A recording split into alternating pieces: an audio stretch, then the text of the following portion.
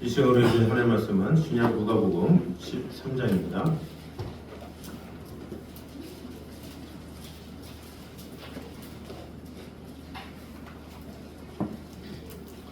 누가복음 13장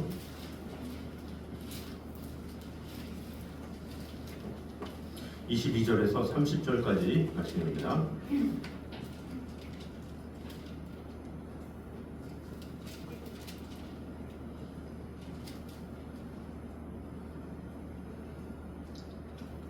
예수께서 각 성 각 마을로 다니사 가르치시며 예루살렘으로 여행하시더니 모든 사람이 그에게 주여 오늘 한번하여 주구나. 그에게 좁은 문으로 들어가기를 힘쓰라. 내가 너희에게 이르노니 들어가기를 구하여도 못하는 자가 많으리라. 지식인이 일어나 문을 한번 닫은 후에 너희가 밖에서 문을 두드리며 주여 열어주소서 하면 그가 대답하여 이르되 나는 너희가 어디서 오는지 알지도 않노라. 그때 너희가 말하되 우리는 주 앞에서 먹고 마셨으며 주는 또한 우리를 길거리에서 가르치셨나이다 하나. 그가 너희에게 말하되 나는 너희가 어디서 오는지 알지도 않노라. 생각하고 대답하여 너희가 아브라함과 이삭과 야곱과 모든 선지자는 하나님 나라에 있고 오직 너희는 밖에 쫓겨난 것을 볼 때에 거기서 슬피 울며 이를 갈리라. 사람들이 동서남북으로 와서 하나님 나라가 펼쳐지시나니 다 같이 읽겠습니다. 보라, 나중된 자로서 먼저 될 자도 있고 먼저 된 자로서 나중 될 자도 있느니라 하시더라. 아멘.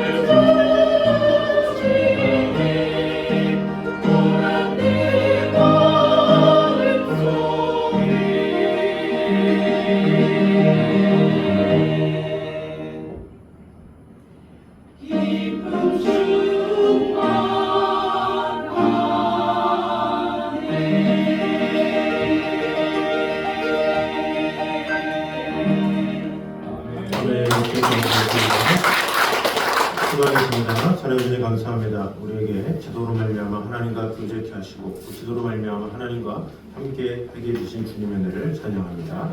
오늘도 주님 앞에 나와 예배하며 우리의 마음이 주님을 향하게 도와주시고 하나님께서 주시는 은혜와 사랑이 오늘도 가득 임하는 주의 시간 되게 하여 주시옵소서. 예수님의 이름으로 기도드립니다. 아멘. 우리 교회 소식 전해드리도록 하겠습니다. 날씨도 많이 더워지고 요즘에 또 이상한 또 벌레들이 좀 많다 보죠. 그래서 몸 관리 잘 하시고 또 집안에 덥지 않도록 또 바람도 잘 쐬시면서 건강 관리를 잘 해주시면서 또 예배에도 마음을 다해 주시면 감사하겠습니다. 다음 주일은 맥주감사절입니다. 그리고 7월 27일과 28일 주일하고 월요일인데 양일간 다음 세대 연합수련회가 있습니다. 고학년부터 중고등부이기 때문에 그 관련된 우리 다음 세대와 함께 동행하도록 하겠습니다. 다음 주 수요일날 여름성경학교 연합수련회 준비 모임이 있습니다. 원래 그 도서관 사서 모임이 한 주 더 남아 있는데 오전에 잠깐 갔다가 거기 모임에 참석했다가 이쪽으로 가서 준비 모임을 하도록 하겠습니다. 또 3일 날에는 노회 연합 세미나가 있어서 그곳에 또 참석하도록 하겠습니다. 오늘 왔는데 맛있는 이 떡 냄새가 나는데 이것은 우리 최순애 원사님 저번 주에 대상 받으셔가지고 너무 감격하셔가지고 그거를 또 떡으로 또 이렇게 섬겨주셨어요. 감사합니다. 그리고 보니까 옆에 육포도 있던데 어떻게 된 거예요? 네? 그거 혼자 다 드시지 그거 10년을 드셔도 될 것 같은데 그 한 봉지를 혹시나 얻게 되시면 씹지 마시고 입에 넣으세요. 두고 가만히 있으면 언젠가 녹아서 사라집니다. 그래서 음미하시면서 이렇게 제가 군대에 있을 건빵 한 봉지를 1시간을 먹었어요. 한 알이. 그래서 2알을 들고 가서 그 동안에 하나를 쭉 빨고 1시간 동안 먹고 그리고 또 1시간 또 건빵만 이렇게 빨아서 먹고 빨아먹는 게 아주 맛있어요. 그래서 이빨이 안 좋으신 분들은 뭐 씹으려고 욕심 부리지 마시고 빨면 언젠간 녹고 사라지니까 그리고 이빨만 잘 닦으시면 되니까 잘 하여튼 몸 관리 잘 하시면서 하여튼 감사합니다. 이렇게 또 상금 받고 또 이렇게 보통 받으면 누리기 바쁜데 이렇게 나누고 섬겨주시면 너무나도 감사를 드립니다. 우리 기쁜 마음으로 같이 나누면 감사하겠습니다. 자, 우리 옆 사람과 한번 인사하도록 하겠습니다. 더위 가운데서도 하나님과 긴밀하게 동행합시다. 시작. 아멘. 자, 오늘은 특별히 구원에 대한 교훈이라는 제목으로 은혜를 나누도록 하겠습니다. 구원을 받는 자가 적으니까 이제 어떤 사람의 질문으로 시작하죠. 그런데 예수님은 그 수가 얼마다 이렇게 말하지 않고 어떻게 해야 구원을 얻을 것인가 이렇게 말씀하심으로써 보다 궁극적인 문제를 다루고 계십니다. 그래서 예수님의 말씀을 정리해 보면 첫째, 같이 한번 읽겠습니다. 시작. 좁은 문으로 들어가기를 힘쓰라. 좁은 문으로 들어가기를 힘쓰라는 거죠. 구원을 얻기 위해서는 세상의 유혹을 뿌리치고 회개와 성결의 삶을 살아야 한다 이렇게 말하는 거죠. 자, 둘째 읽겠습니다. 시작. 하나님 나라에 들어갈 수 있는 기회는 한정되어 있다. 자, 예수님의 재림의 때는 아무도 모르지만 분명히 있을 것이다 이렇게 말씀하고 있고 또 예수님의 재림과 함께 하나님 나라가 완성될 것이다. 그래서 오직 준비된 자만이 들어갈 수 있다라고 하는 것이 예수님의 말씀입니다. 그래서 마태복음 25장에 보면 슬기로운 5 처녀는 등불을 준비했다가 그 잔치에 참여했지만 그렇지 못한 처녀들은 참여하지 못했죠. 그래서 영적으로 믿음을 준비한 자만이 하나님 나라의 어린 양 혼인잔치에 참여할 수 있다 이렇게 알려주는 거죠. 자, 셋째 읽겠습니다. 시작. 하나님의 나라는 참된 회개와 믿음에 의해서만 들어갈 수 있다 하는 것이죠. 그래서 인간의 생각과 같이 외적인 요소로 들어가는 것이 아니라 참된 회개와 믿음에 의해서만 들어갈 수 있다라는 거죠. 뭐 정기적으로 교회 출석을 하고 형식적인 신앙생활을 했다고 해서 들어갈 수 있는 것이 아니라 진실된 회개와 믿음이 수반되어야 한다라는 거죠. 자, 넷째 읽겠습니다. 시작. 하나님의 나라는 그리스도의 복음을 겸손히 받는 자가 차지하며 복음을 배척한 자는 비록 라도 버림을 받게 된다. 네. 자, 하나님의 나라는 뭐 혈연이나 민족이나 신분이나 인종 관계없이 그리스도의 복음을 받아들이는 자 그들이 구원을 받는다라는 거죠. 아무리 아브라함의 자손이다, 뭐 선민 사상을 가진다고 해서 무조건 구원을 받는 것이 아니라 우리 이방인들도 모두 예수 그리스도를 믿으면 구원에 이를 수 있다 이렇게 말을 하고 있죠. 자, 사실 이 구원이라는 문제는 이 구원이라는 것 때문에 이단이냐 아니냐 이것으로 갈리죠. 어떤 신학적인 논리, 뭐 전천년설이냐 후천년설이냐 영혼육이냐 영혼과 육이냐 뭐 이런 것들은 구원과는 상관이 없죠. 그냥 신학 이론이기 때문에 이럴 수도 있고 저렇게 할 수도 있고 이렇게 해석할 수도 있고 저렇게 해석할 수도 있고 그렇지만 구원은 그렇지가 않아요. 구원은 이렇게 해석할 수도 있고 저렇게 해석할 수도 있고 그런 문제가 아니라 우리의 삶과 죽음을 완전히 다루기 때문에 너무나도 중요한 문제라는 것을 우리는 알아야 합니다. 그런데 이 많은 이단들은 이 구원의 문제를 계속해서 언급하면서 교세를 치우죠. 이 구원이라는 게 죽음과 관련이 있잖아요. 죽으면 어떻게 돼? 죽으면 너 천국 가, 뭐 천국 못 가 이런 것 때문에 이 사람들을 미혹하기가 쉬워요. 그래서 이단들은 그런 걸로 인해서 사람들을 미혹해서 빼는 경우가 많이 있죠. 이단은 사실이 아님에도 사실인 것처럼 확신해서 미혹한다 이렇게 볼 수가 있죠. 근데 반대로 기독교는 사실임에도 불구하고 별로 강조를 안 하거나 쉽게 넘어가는 것이 많다는 것이 문제죠. 근데 어떻게 보면 구원에 대해서 강조를 안 했다기보다는 본인이 귀담아 듣지 않은 경우가 상당히 많이 있어요. 그래서 실질적으로 교회를 다닌 지 20년, 30년 된 분한테도 지금 오늘 죽어도 천국에 갈 수 있는 확신이 있습니까? 그러면 말 더듬는 분이 상당히 많이 있어요. 직분과 상관이 없어요. 왜 그럽니까? 그만큼 인식을 많이 못하고 있다라는 얘기죠. 실제로 어떤 한 믿음이 신실한 장로님이 돌아가시게 됐대요. 근데 그분이 평생을 그렇게 교회에 충성을 했는데 이제 목사님께서 오셔서 이제 마지막 기도해 주시려고 그러는데 장로님 이제 하늘나라 가실 텐데 마음이 어떠십니까? 이렇게 물어봤더니 목사님 사실은 제가 구원을 받았는지 잘 모르겠습니다. 교회는 열심히 다녔는데 뭔가 제 안에 확신이 없어요. 그래서 이제 목사님이 열심히 그동안 하셨지 않습니까? 막 얘기했더니 열심은 다 했는데 사실 하나님이 살아계신지 아니면 예수님이 내 마음속에 계신지 정말로 확신을 잘 못합니다. 이렇게 얘기를 했다고 그래요. 그래서 그 목사님이 어떻게 할 수가 없어가지고 그때 이제 영접기도 다시 시켜드리고 하긴 했지만 참 안타까웠다 이런 말을 들었어요. 그러니까 교회에 열심히 충성하고 마음을 다했다고 뭔가 구원에 확신이 있다 100% 다 할 수는 없다라는 거죠. 교회 열심은 열심이고 구원의 확신은 확신이 어떻게 보면 교회에 열심히 있다고 무조건 구원의 확신이 있느냐 교회에 열심히 있다고 구원의 확신이 있느냐 결국 그런 것은 아니다라는 거죠. 그래서 우리는 늘 구원의 문제를 점검해야 돼. 내가 교회에 열심히 있느냐 이것이 아니라 이 문제가 아니라 내가 지금 구원을 받았을까? 내가 지금 죽으면 하늘나라에 갈 수 있을까? 이런 것을 자꾸 질문해야지. 나 열심히 다녀. 이런 게 아니다라는 거죠.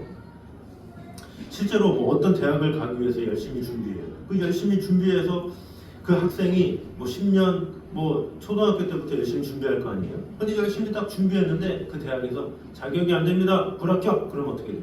얼마나 그 학생이 상실해요. 괴롭고 내가 이곳을 못 가는구나. 그런데 기회가 있어요. 그 대학은 재수하면 돼. 그러나 하나님 나라는 그렇지가 않아요. 뭐 이래저래 열심히 했어. 나름대로 했어. 근데 하나님 나라에 가서 내가 너를 모른다. 그러면 다시 시작할 수 없어. 주님 재수할게요. 이럴 수도 없어. 다시 시작할 수도 없는 거예요. 그냥 끝인 거예요. 그래서 우리가 항상 매 순간마다 이 구원은 항상 준비해야 되는 그런 일이다라는 것입니다. 그래서 우리는 그 무엇보다 구원에 대한 문제를 정확하게 또 분명하게 알아야 합니다. 그래서 오늘 구절들을 통해서 다 할 수는 없지만 이 구절들을 통해서 구원이 무엇인지 그것을 잘 아는 시간 되는 또 정의를 아는 시간이 되면 좋겠습니다. 자, 우리 먼저 한번 읽도록 하겠습니다. 시작. 천국은 넓으나 그리로 들어가는 문은 좁다. 네, 천국은 넓다. 그러나 들어가는 문은 좁다라는 거죠. 24절 보도록 하겠습니다. 시작. 종으로 들어가게 되시나 내가 너희에게 이르노니 들어가려고 하여도 못하는 자가 많으리라. 자, 좁은 문으로 들어가기를 힘쓰라 이렇게 말을 하고 있죠. 내가 너에게 이르노니 들어가기를 구하여도 못하는 자가 많으리라 이렇게 말씀하고 있습니다. 자, 이 좁은 문으로 들어가기를 힘쓰라 이 말씀은 23절에 구원을 얻는 자가 적으니까 이렇게 말하니까 예수님께서 대답하신 것이죠. 그 예수님은 구원에 대해서 적다, 많다 이렇게 말씀하시지 아니하고 좁은 문이라는 은유적 표현을 통해서 그 과정이 대단히 어렵다 이것을 말씀하고 있죠.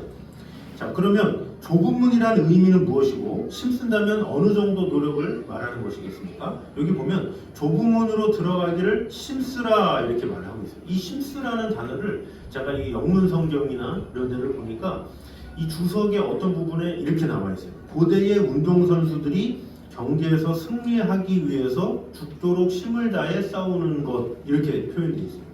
자, 고대에 뭐 요즘 시대도 그렇지만 올림픽에서 선수들이 열심히 싸우죠. 열심히 경쟁에서 이기려고 금메달을 따기 위해서 노력하죠. 그런데 그들이 그 올림픽에서만 열심히 하나요? 아니죠. 그 올림픽에서 금메달을 따기 위해서는 뭐가 돼야 돼요? 국가대표가 돼야 돼요. 근데 그 국가대표가 그냥 됩니까? 국가대표는 아무나 되는 게 아니에요. 그 국가대표가 되기 위해서 얼마나 많은 노력을 하는지 몰라요.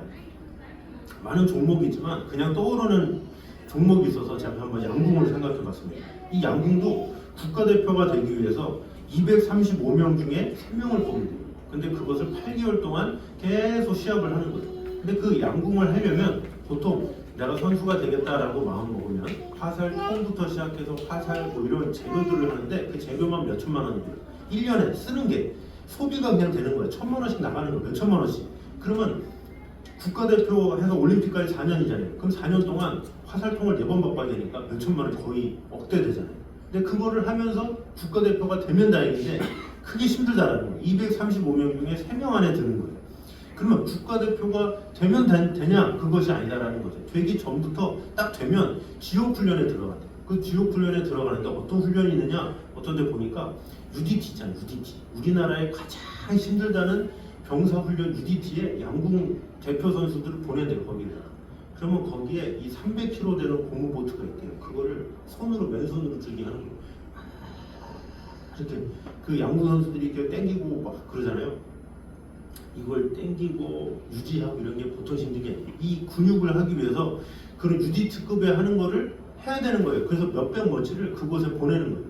그래서 인터뷰를 실제 하는 거예요. 인터뷰를 누가 하냐? 양궁 지망생이 아니라 국가대표 선수한테 인터뷰를 하는 거예요. 이미 국가대표가 됐음에도 불구하고 메달을 따기 위해서 또 열심히 그렇게 노력을 한다는 거죠. 이 한국 같은 경우는 그렇게 금메달을 따기 위해서 담력을 키우기 위해서 뱀도 집어넣는다잖아요. 네, 뱀이 막 돌아다니는데 아무렇지도 않게 안 되셨다.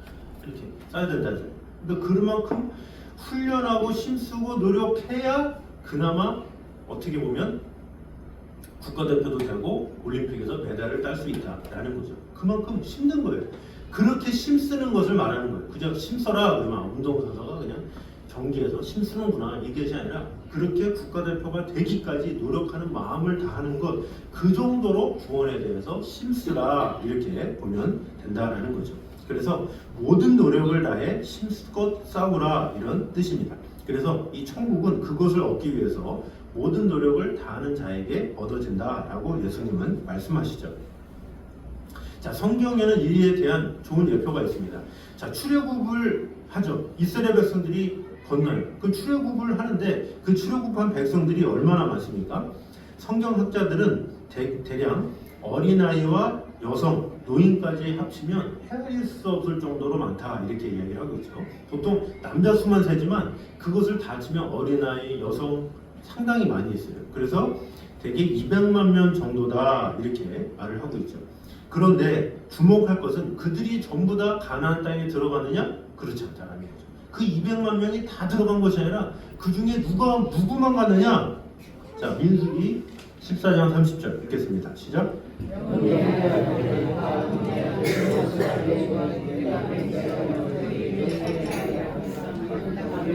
들어가지 못하리라. 아멘. 여분의 아들 갈렙과 눈의 아들 여호수아 외에는 내가 맹세하여 너에게 살게 하리라 한 땅에 결단코 들어가지 못하리라 이렇게 말씀하고 있죠. 물론 이 시대는 좀 다르죠. 지금은 뭐 예수님을 믿음으로 우리가 구원받는다지만 물론 이때도 어떻게 보면 하나님에 대한 인정이잖아요. 하나님을 믿고. 근데 참 여기 보면 아이러니한 건 갈렙의 자녀는 없겠습니까? 또 여호수아의 자녀 없겠습니까? 그런데 하나님은 이 둘 외에는 안 된다라고 할 정도라면 그 정도로 많은 사람들이 하나님을 따른다고 하면서도 따르지 않은 사람들이 너무나도 많다라는 거죠. 이스라엘 백성들이 200만 명이 넘었는데 2명만이 가나안 땅에 갔다라는 것은 가나안 땅이 예표하는 게 천국이거든요. 이거 우리가 가야 될 이 천국은 그리 쉽지만은 않다 이렇게 볼 수도 있다라는 것이죠. 그래서 이 천국은 세상에 무수한 핍박이 있는 가시밭과 같은 길도 믿음으로 통과하고 무언면인들의 유혹과도 같은 사탄의 유혹도 물리치고 또 복음을 위해서라면 자신의 모든 것이라도 희생하는 그런 사람들에게만 주어진다라는 것을 알 수가 있습니다. 그래서 성도들 가운데서는 교회만 출석하면 다 천국 가겠다 이렇게 생각하는 경우가 있는데 결코 그렇지 않다라는 거죠. 가룟 유다는 어떻습니까? 12제자에 속했어요. 얼마나 열심히 일했습니까? 열심히 주님의 일을 했어요. 그러나 마지막 때에 그가 구원을 받지 못했죠. 데마도 어땠습니까? 열심히 복음 사역에 헌신했지만 나중에는 믿음을 버림으로 멸망의 길로 가게 되었습니다. 그래서 실제로 많은 사람들이 예수님만 믿으면 만사 형통한다 이렇게 생각하는 경우가 너무나 많이 있죠.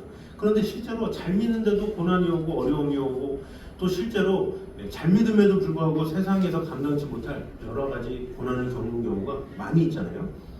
그래서 어떻게 보면 교회에 왔다가도 실족해서 떠나는 경우가 상당히 많이 있어요. 자, 마태복음 13장 보도록 하겠습니다. 시작. 돌밭에 뿌리어 졌다는 것은 말씀을 듣고 즉시 기쁨으로 받되 그 속에 뿌리가 없어 잠시 견디다가 말씀으로 말미암아 환난이나 박해가 일어날 때에는 곧 넘어지는 자요. 자, 이거 보니까 말씀을 듣고 기쁨으로 받았대요. 근데 그 속에 뿌리가 없다 이렇게 말씀하고 있죠. 그래서 환난이나 박해가 일어날 때는 넘어진다 이렇게 말합니다. 자, 22절 23절 읽어보겠습니다. 시작. 가시떨기에 뿌려졌다는 것은 세상의 염려와 재물의 유혹에 말씀이 막혀 결실하지 못하는 자요. 좋은 땅에 뿌려졌다는 것은 말씀을 듣고 깨닫는 자니 결실하여 어떤 것은 100배, 어떤 것은 60배, 어떤 것은 30배가 되느니라 하시더라. 아멘. 자, 좋은 땅이 결론이지만 좋은 땅 전에 어떤 성도들이 있어요? 가시떨기에 뿌려진 사람.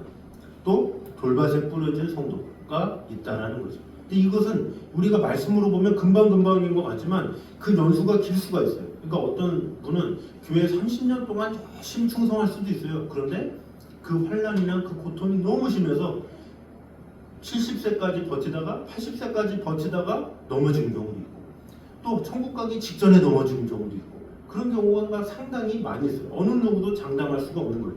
내가 지금 신앙생활하는 것이 끝까지 갈 거야. 뭐 자기 생각이나 자기 말은 그렇지만 생각지 못할 때 넘어질 수도 있는 것이 우리의 신앙이다라는 것을 알아야 한다라는 거죠.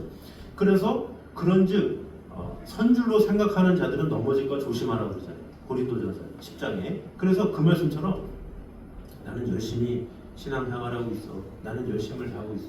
근데 몰라요. 갑자기 생각지 못한 어려움과 또 생각지 못한 시험이나 극심한 고난이 오면 언제 넘어질 수도 있는 것이 우리의 연약함인 것을 우리는 알아야 돼요.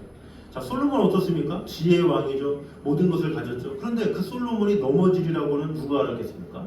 그렇게 신실한 기도를 드리고 예배당을 그 성전을 짓고 그렇게 어마어마한 찬송을 드린 솔로몬마저도 이방 여인을 아내로 모시고 결국에는 다 멸망하게 됐죠. 얼마나 안타까운 일입니까? 그러므로 이 천국은 복음과 믿음을 위해 전심을 다해 애쓰고 싸우는 자들, 끝까지 마음을 다하는 자들만이 들어갈 수 있음을 각오하고 명심하고 굳은 믿음으로 새 출발하는 마음으로 신앙생활하는 저희들 되시기를 주님의 이름으로 축원합니다. 자, 두 번째입니다. 같이 2번입니다. 시작. 가식적인 신앙생활을 하는 자는 마지막 날에 주님으로부터 외면당하게 된다라는 것입니다. 자, 26절에 이렇게 말합니다. 같이 한번 읽겠습니다. 시작. 그때에 너희가 말하되 우리는 주 앞에서 먹고 마셨으며 주는 또한 우리를 길가의 거리에서 가르치셨나이다 하나. 자, 먼저 25절에서 27절까지는 주님과의 대화가 나옵니다. 그런데 이 대화를 읽어보면 한편으로는 안타깝고 한편으로는 당황스러운 대화가 나옵니다. 왜냐하면 이 대화 속에는 통념을 깨는 내용이 담겨있기 때문입니다. 자, 그래서 먼저 26절에 보면 천국에서 쫓겨난 자들은 다음과 같다 이렇게 예수님이 말씀하시는 거죠.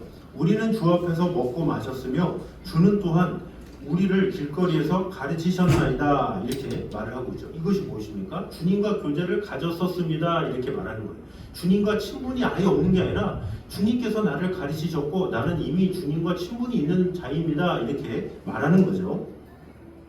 그리고 주님의 말씀을 들었죠. 그래서 이 사람들은 주님을 전혀 모르는 사람들도 아니고 주님을 정면으로 배척한 사람들도 아닙니다. 그러면 반대로 주님 역시 이들을 모르실 리 없죠. 그런데 27절에 이렇게 말합니다. 같이 한번 읽겠습니다. 시작. 그가 너희에게 말하여 이르되 나는 너희가 어디에서 왔는지 알지 못하노라. 모든 자들아 나를 떠나가라 하리라. 아멘. 나는 너희가 어디에서 왔는지 알지 못하노라. 행악하는 모든 자들아 나를 떠나가라 이렇게 말을 하고 있죠. 놀라운 말씀이죠. 당신이 가르치시고 함께 식탁에 앉았던 자들을 향해서 내가 너를 모른다 이렇게 말한다면 얼마나 황당한 일이에요. 이 내가 너를 모른다라는 표현은 당시의 랍비들이 죄인들을 공회에서 추방할 때 사용하던 말입니다. 그래서 주님께서 이 모르신다라고 말하는 것은 뭐예요? 천국에서 제외된다 이렇게 말하는 것이죠. 자, 그러면 이것이 무슨 뜻이겠습니까?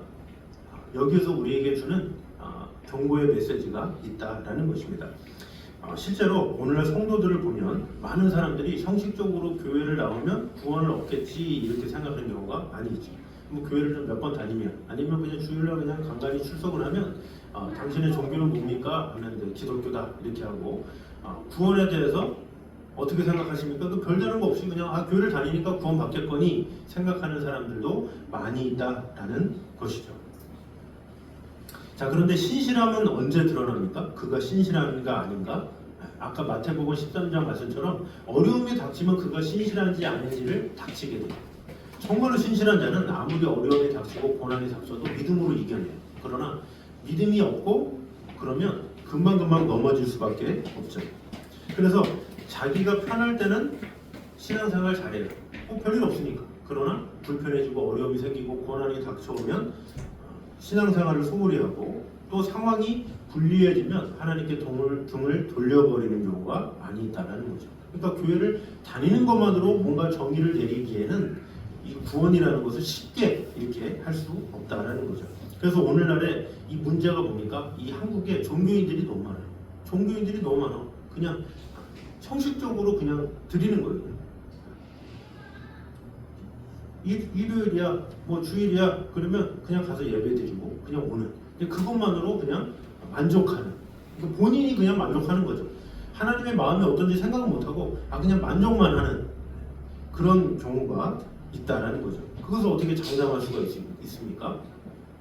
정말로 주님을 사랑합니다 이렇게 고백할 수 있느냐라는 거죠. 물론 그 주일만 뭐 어떻게 간신히 나온다고 해서 그것을 구원이다 아니다 이것을 판가름하는 것은 아니지만 한번 돌아볼 필요가 있다라는 거죠. 내가 일주일에 한번 예배를 드리지만 정말로 내가 구원받은 자로서 신앙생활하는 지금 이것이 옳은가 이렇게 돌아볼 필요가 있다라는 것을 말하는 겁니다.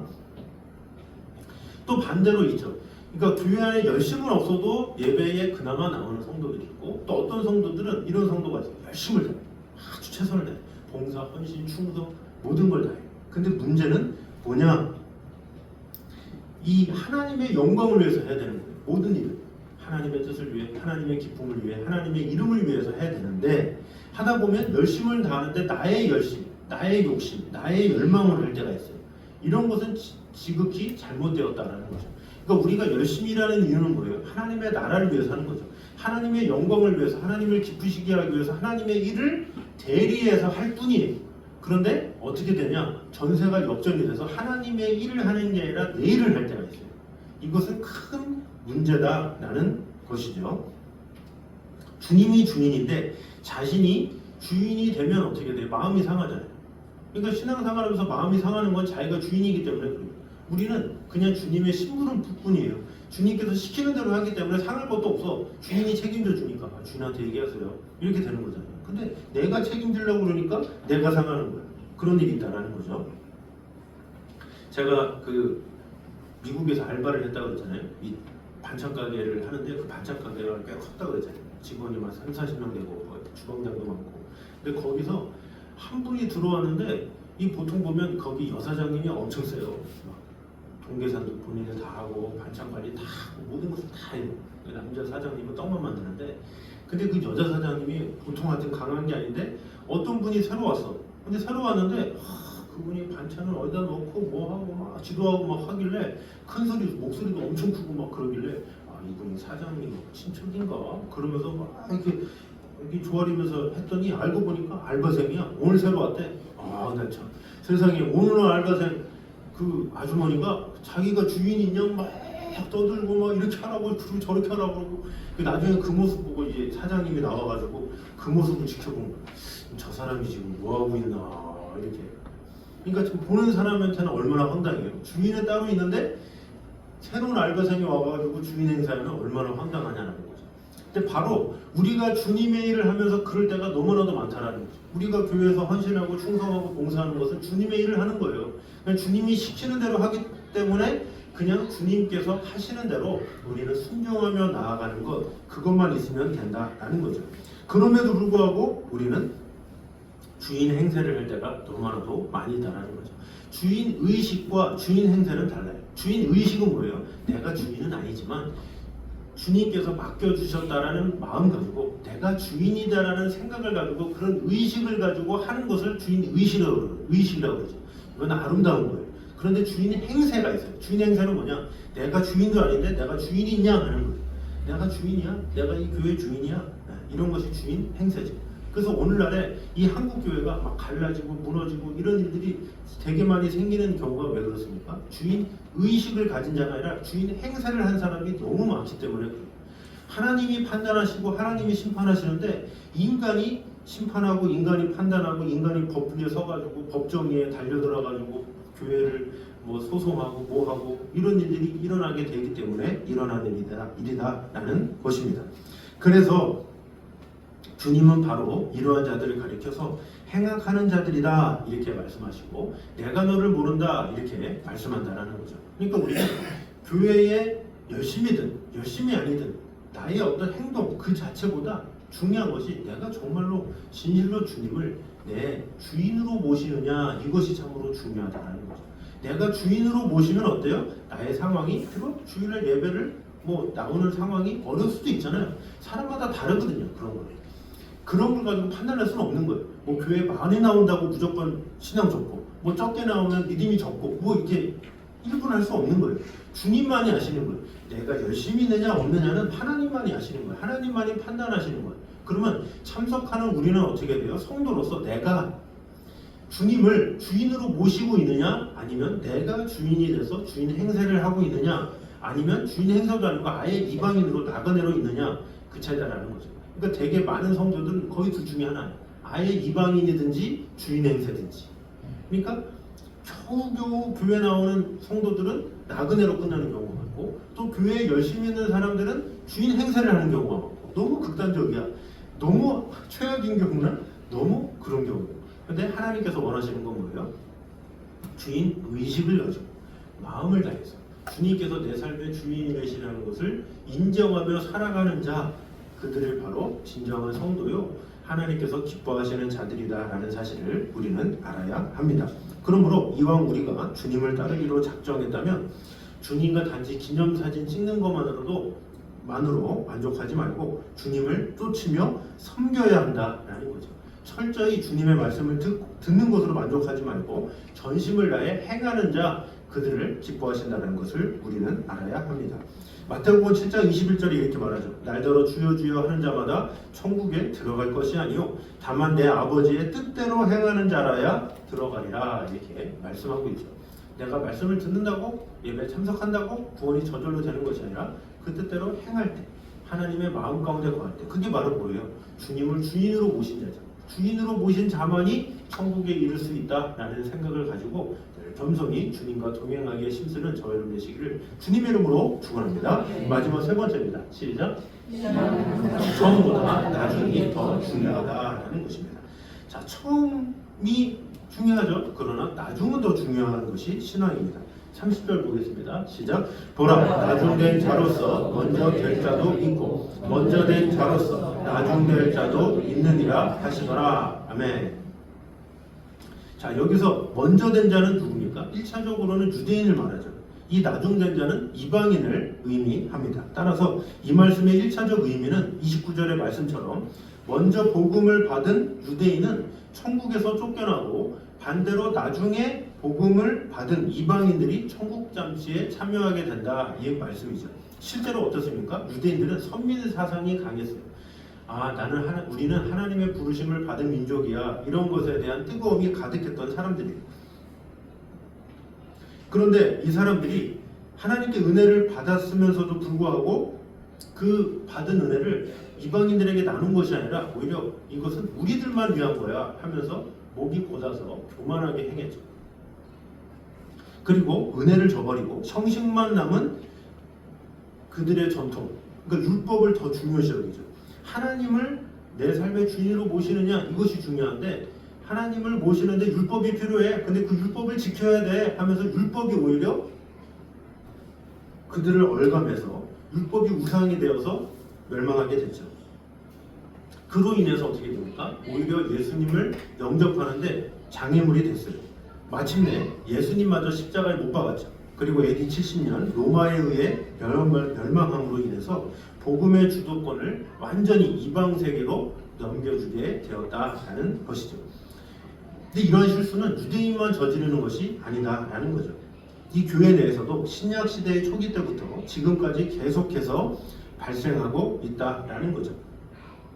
처음에는 불불듯이 섬기다가 나중에는 식어지는 경우 너무나도 많이 있다라는 거죠. 지금 당장 구원받은 것처럼 열심히 하다가도 열심히 조금씩 식어지는 그런 경우가 많이 있다라는 거죠. 처음에는 잘 섬기다가 방향을 잃어버리는 경우도 많고 또 환경이 바뀌게 되면서 그런 경우도 있어요. 아까도 언급했지만 신앙생활 열심히 하잖아요. 30년 40년 했는데 이사를 갔어. 근데 이사를 갔는데 갑자기 적응을 못해. 그래가지고 갑자기 교회를 떠난 경우도 있어요. 한국에서 신앙생활 열심히 하다가 미국이나 영국이나 어떤 나라를 가는데 그곳에서 교회를 찾지 못해서 정착하지 못해가지고 그냥 떠돌이처럼 신앙생활하는 경우도 많이 있어요. 그래서 아예 주님을 떠난 경우도 많이. 그러다 보니까 정착을 못하니까 나는 유튜브 영상으로 예배 드릴래. 그것도 한두 주지. 그렇게 하다 보니까 아예 떠난 경우도 많이 있다라는 것입니다.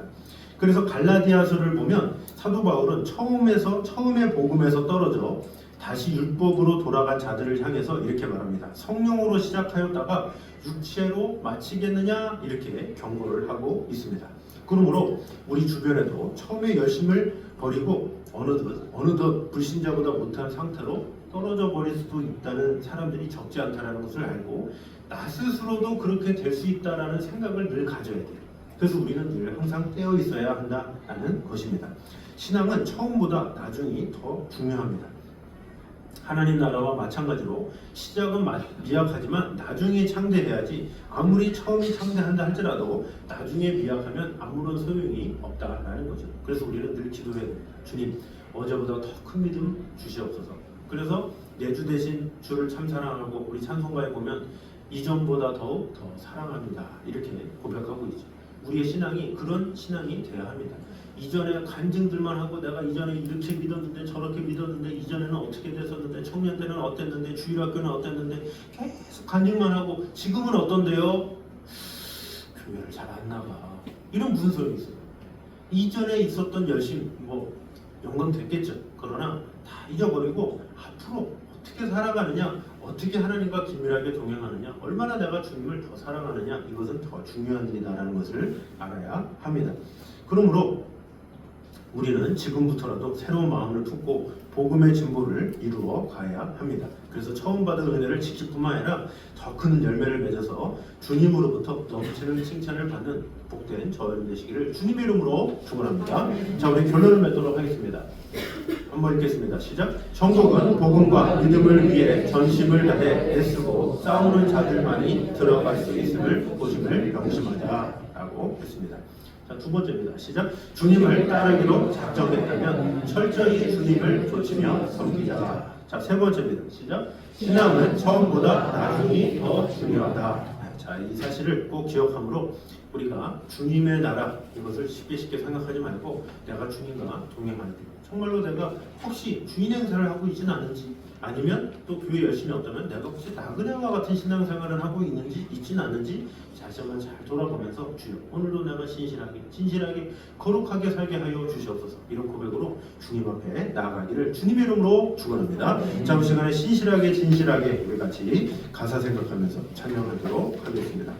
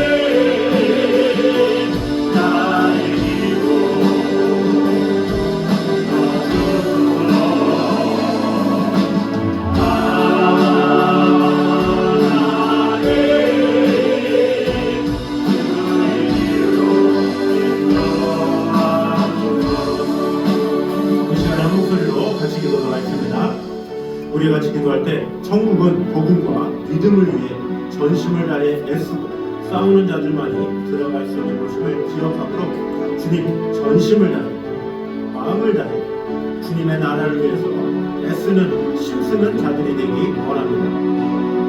기도했으면 좋겠습니다. 또 주님을 정말로 따르기로 작정했다면 철저히 주님을 쫓으며 섬기기 원합니다. 주인 행세를 하는 것이 아니라 주인 의식을 가지고 하나님께서 주신 사명을 감당하는 자가 되게 하여 주시옵소서. 기도했으면 좋겠습니다. 마지막으로 우리의 신앙은 처음도 중요하지만 나중이 더 중요한 것임을 기억하므로 앞으로의 신앙생활이 더욱더 주님과 긴밀하게 동행하며 하나님 보시기에 부족함이 없는 신앙생활이 됐으면 하고 우리 한 목소리로 같이 기도하며 나아가겠습니다. 기도하겠습니다. 하나님 감사합니다. 우리와 그러나 함께 하시는 주님의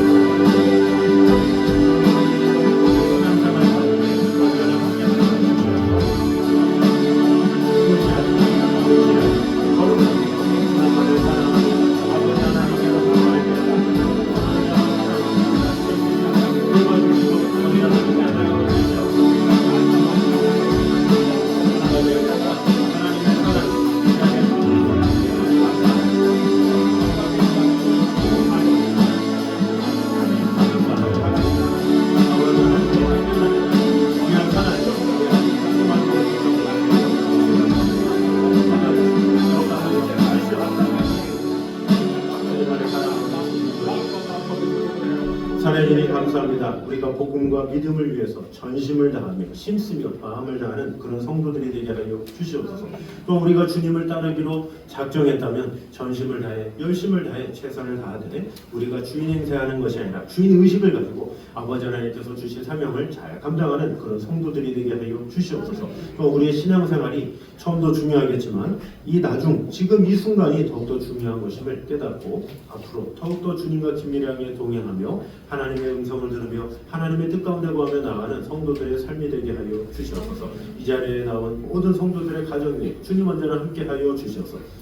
주님을 최우선으로 모시는 그런 삶을 살아가는 그런 성도들의 가정들이 될 수 있도록 축복해 주시고 함께하여 주시고 들어진 예물매도 하나님의 축복과 나를 위해서 온전히 쓰여지게 부족함이 없도록 주님 함께하여 주시옵소서. 이제는 우리 주 예수 그리스도와 아버지 하나님의 무한하신 사랑과 성령님의 교통하심이 늘 우리와 함께 계시는 하나님의 나라와 영광을 위하여 마음을 다하기 원하는 이 자리에 있는 모든 성도들 위해 이부터 영까지 함께 있기를 간절히 축원하옵나이다. 아멘.